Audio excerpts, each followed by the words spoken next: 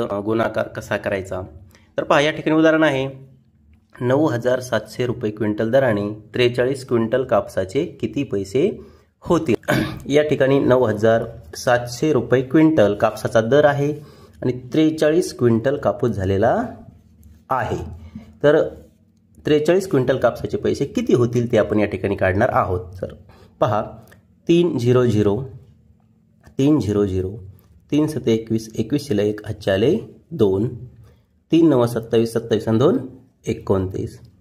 आता बघा आपल्याला 4 ने गुणायचं आहे, मग अगोदर एक 0 देऊन घ्या। अगोदर इथं बेरीजचं चिन्ह देत होते परंतु आता 0 दिला तरी चालतो। 4 0 0 4 0 0 4 7 28 28 ला 8 हातचे आले 2 4 9 36 36 आणि 2 38। आता याची करायची असते बेरीज।